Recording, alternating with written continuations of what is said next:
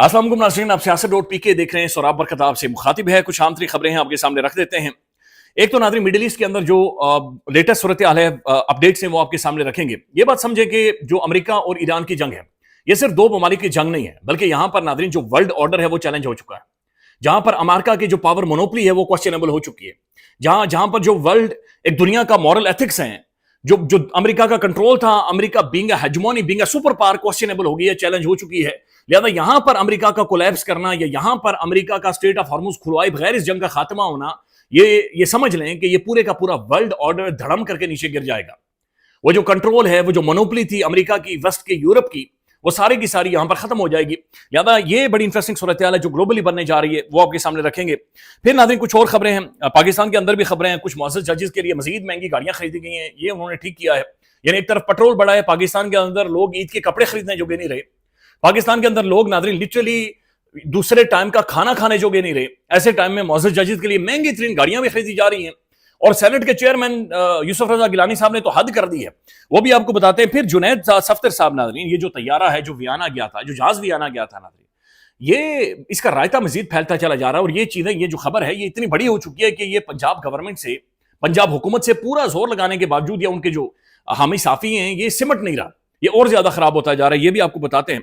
लेकिन सबसे पहले नाज़रीन ये माहिर नजूम है जनाब सामिया खान साहबा, उनकी इमरान खान साहब के हवाले से एक स्टेटमेंट है, पहले आप वो सुन लें। देखिए, लीडर जो जिसके बाहर आने का आप लोग वेट कर रहे हो, 23 अप्रैल तक टाइम उन्हें सपोर्ट कर रहा है। अगर इस वक्त ना भी कोशिश की गई, अगर पॉजिटिव कोशिश की गई, किरण 23 अप्रैल तक टाइम फैसिलिटेट कर रहा है। रिहाई किसी होगी तो किसी डील के नतीजे में ही मुमकिन है, और 23 अप्रैल तक का टाइम फैसिलिटेट कर रहा है। अगर इस वक्त रिहाई होगी तो हो गई, और ये एक, मैं फिर ये कहूंगी कि एक लास्ट चांस है, अवेल कर लेना चाहिए इनके लोगों को।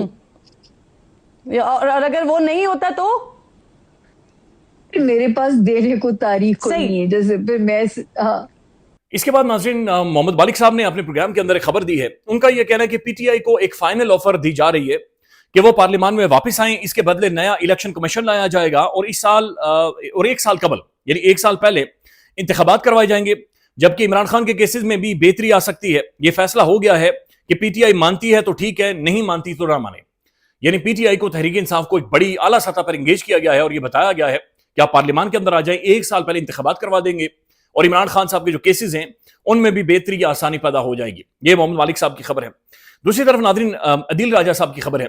उनके मुताबिक जो पाकिस्तान के अंदर आईनी अदालत है, कॉन्स्टिट्यूशनल कोर्ट है, उनके जो मुअज़्ज़ज़ जजेस हैं, उनके लिए पहले हुंडई सोनाटा गाड़ी थी और ये कोरियन गाड़ी थी, लेकिन इसके अंदर ज़रा इंसाफ नहीं होता था कोरियन गाड़ी में बैठकर। तो अदील राजा साहब के मुताबिक क्या तमाम तर कॉन्स्टिट्यूशनल कोर्ट के मुअज़्ज़ज़ जजेस के लिए 4-4 करोड़ रुपए की बीएमडब्ल्यूज खरीदी जा रही हैं। जर्मनी की बीएमडब्ल्यू उनके लिए खरीदी जा रही है ताकि वो मुअज़्ज़ज़ जजेस को सफर करने में आसानी हो, या उनकी फैमिलीज को सफर करने में आसानी हो और उनके लिए बेहतरी हो। एक और खबर है, इंटरेस्टिंग खबर है, ये एक्सप्रेस ट्रिब्यून की खबर है नाज़रीन। आरएस 90 मिलियन यानी कि 90 मिलियन की जो कार है वो खरीदी गई है चेयरमैन सेनेट यूसुफ रजा गिलानी साहब के लिए। माशाअल्लाह, चेयरमैन सेनेट के लिए नाज़रीन 90 मिलियन, तकरीबन 9 करोड़ रुपए की गाड़ी खरीदी गई है सफर करने के लिए, चेयरमैन सेनेट के लिए। और ये कोई मैं बातचीत जर्मनी की या फ्रांस की, अमेरिका की, कनाडा की नहीं कर रहा, मैं बात पाकिस्तान की कर रहा हूं। पाकिस्तान के हवाले से बात कर रहा हूं नाज़रीन, जो कि पाकिस्तान की आवाम इस वक्त शदीद तरीन वल्नरेबल हो गई है, महंगाई की चक्की में पिस गई है, तबाही और बर्बादी हो चुकी है। और फिर जो मिडिल ईस्ट का कॉन्फ्लिक्ट है नाज़रीन, ये और खौफनाक तरीके से पाकिस्तान को डैमेज कर रहा है। हफीज पाशा साहब जो माहिर इकोनॉमिस्ट है, उनके तजिए के मुताबिक 55% रेमिटेंस पाकिस्तान का, जो कि मिडिल ईस्ट से आता है, और 5 मिलियन लोग जो मिडिल ईस्ट के अंदर काम करते हैं, वो सारे के सारे वल्नरेबल हो गए हैं। चूंकि इस जंग ने, ये सिर्फ ईरान और अमेरिका तक महदूद नहीं है, पूरे का पूरा मिडिल ईस्ट इस वक्त अखाड़ा बना हुआ है।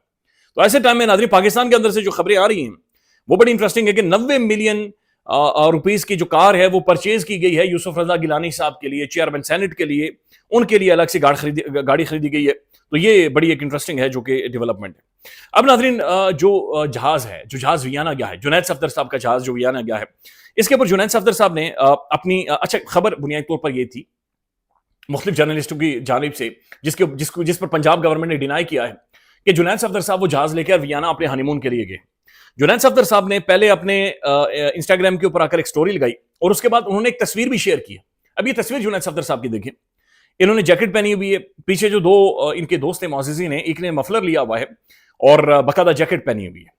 اب ناظرین ظاہر ہے موسم تھوڑا سا ٹھنڈا ہوا ہے, لیکن یہ ٹھنڈا ایسا نہیں ہے کہ آپ جیکٹیں پہنیں, جرسیاں پہن دیں یا اپنے کانوں کو ڈھانپ دیں کہ بھائی کئی سردی آپ کو نہ لگ جائے. یہ بڑی انجوائے کرنے والی سردی ہے, بڑا رومانٹک ویدر ہے جو کہ ہوا پڑا ہے لاہور میں, اسلام آباد میں, ہر جگہ پر.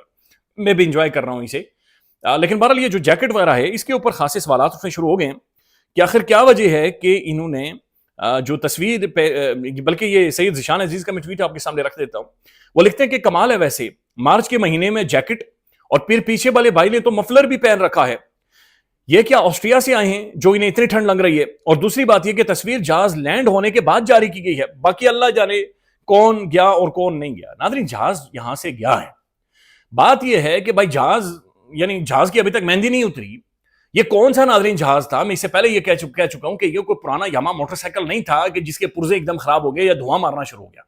جہاز جب خریدا جاتا ہے تو اس کی پوری ایک اسسمنٹ رپورٹ ہوتی ہے, ٹیکنیکل رپورٹ ہوتی ہے, ساری ڈیٹیلز بتائی جاتی ہیں. لیکن اچانک سے ناظرین جہاز اٹھتا ہے بھی آنا چلا جاتا ہے, ایک ہفتہ وہاں پر جہاز اسٹے کرتا ہے. کون گیا کون نہیں گیا واللہ عالم, ہمیں تو نہیں پتا. لیکن پاکستانی عوام, پنجاب کی عوام ناظرین یہ سوال پوچھ رہی ہے کہ آخر یہ جہاز خالی کیوں گیا, اور اس کے بارے میں آ کر وضاحت دی جائے, اس کے بارے میں آ کر بتایا جائے. لیکن اس کے بارے میں کوئی ڈیٹیلز نہیں ہے, ایکسپٹ کے تھریٹ کیا جا رہا ہے, دھمکیاں دی جا رہی ہیں مریم اورنگزیب صاحبہ کی جانب سے کہ جناب ہم بنیادی طور پر کیسز کریں گے جو لوگ اس بارے میں سوالات اٹھا رہے ہیں. اب ناظرین مڈل ایسٹ کی طرف آتے ہیں. ڈونلڈ ٹرمپ بری طرح سے ناظرین ہار چکا ہے, شکست کھا چکا ہے. ڈونلڈ ٹرمپ بیک فٹ پر چلا گیا ہے.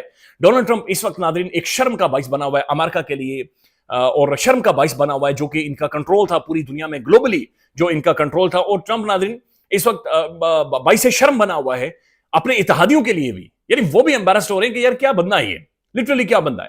ڈونلڈ ٹرمپ نے ٹروتھ سوشل کے اوپر آ کر 30-35 لائنوں کا ایک ٹویٹ کیا کہ ایران فیک نیوز چلا رہا ہے. بلکہ الجزیرہ کی خبر کے مطابق ٹرمپ نے یہاں تک کہا کہ جو امریکی میڈیا ہے وہ غداری کر رہا ہے چونکہ وہ فیک نیوز چلا رہا ہے ایران کے کہنے پر. ایران جن کی زبان انگلش نہیں ہے, ایران جن کا لٹریچر انگریزی میں نہیں ہے, ایران جن کی گفتگو بات چیت یعنی ان کا کنٹرول ہی نہیں ہے انگریزی اخبارات کے اوپر, انگریزی میڈیا کے اوپر.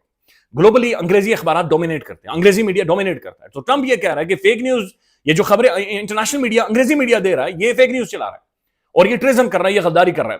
اس کے بعد ناظرین ٹرمپ نے ایک سٹیٹمنٹ دی ہے کہ بھائی, بلکہ میں آپ کو ایک سٹیٹمنٹ یہاں پر سنوانا چاہتا ہوں. یہ ایک امریکن آفیشل ہے, ڈیفنس سیکرٹری ہیں. آپ صرف ان کی فرسٹریشن سنیں کہ کس طریقے سے یہ بات چیت کر رہے ہیں اور یہ کیا کہہ رہے ہیں اپنے میڈیا کو کہ تم لوگ کیا چاہتے ہو, ٹرمپ فیل ہو جائے, ٹرمپ ناکام ہو جائے. یہ سن لیں.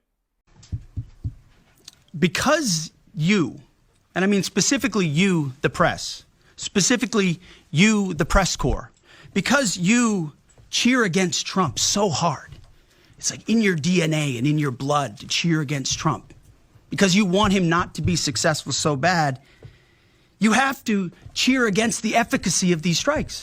You have to hope maybe they weren't effective.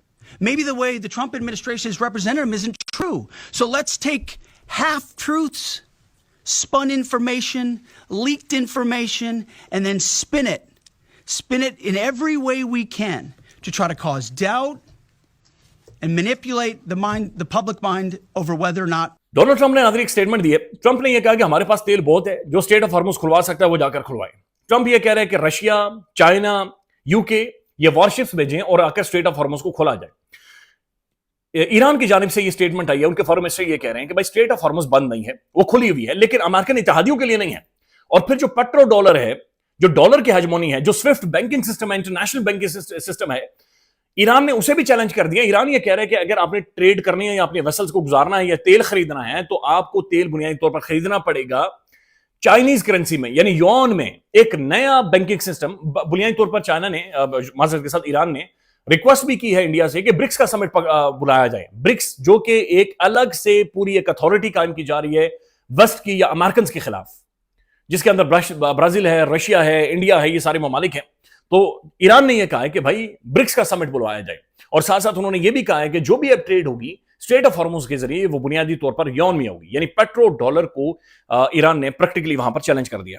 اب ٹرمپ یہ ناظرین کہہ رہا ہے کہ ہمارے پاس تیل بہت ہے, جس نے تیل یہ جا کر کھلوانا ہے اور جا کر کھلوائیں. ابھی تک ناظرین رشیا منع کر چکا ہے, ہم کوئی وارشپس نہیں بھیج رہے. چائنا منع کر چکا ہے, نیٹو منع کر چکا ہے. بلکہ نیٹو کے بارے میں ٹرمپ نے کہا کہ ان کا بڑا بیڈ فیوچر ہے, لیکن کسی بھی ملک نے ہاں نہیں کی. بلکہ آسٹریا کی میں ایک سٹیٹمنٹ دیکھ رہا تھا, یہ آسٹریلیا کی جانب سے سٹیٹمنٹ ہے کہ آبنائے ہرمز میں تیل لے جانے والے جہازوں کو ایرانی حملوں سے بچانے کے لیے کوئی بحری جہاز نہیں بھیجے گا.